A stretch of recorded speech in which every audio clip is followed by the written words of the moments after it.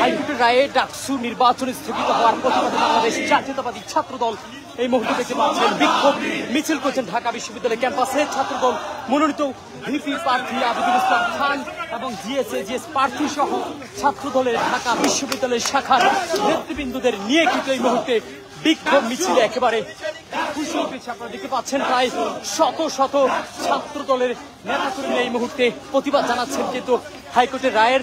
একই সাথে ডাকসু নির্বাচন আগামী 9 তারিখেই অনুষ্ঠিত হতে হবে এমন এক দফা দাবি কিন্তু জানাচ্ছেন ছাত্র দলের পক্ষ থেকে, সেটি আমরা দেখতে পাচ্ছি।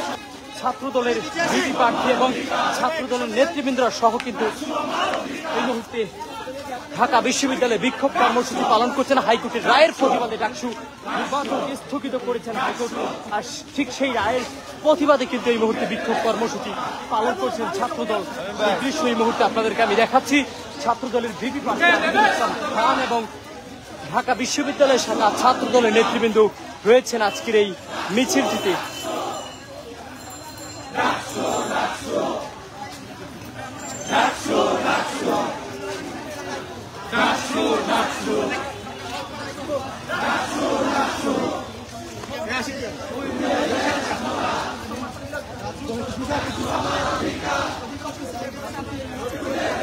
নির্বাচন নির্ধারিত সময়ের মধ্যে অনুষ্ঠিত হতে হবে এরকম দাবি নিয়ে কিন্তু ছাত্রদল এই মুহূর্তে বিক্ষোভ কর্মসূচি পালন করছেন। একই সাথে আমরা দেখতে পাচ্ছি এখানে কিন্তু ছাত্রদলের ডাকসু নির্বাচনের সম্পূর্ণ প্যানেল কিন্তু উপস্থিত রয়েছেন।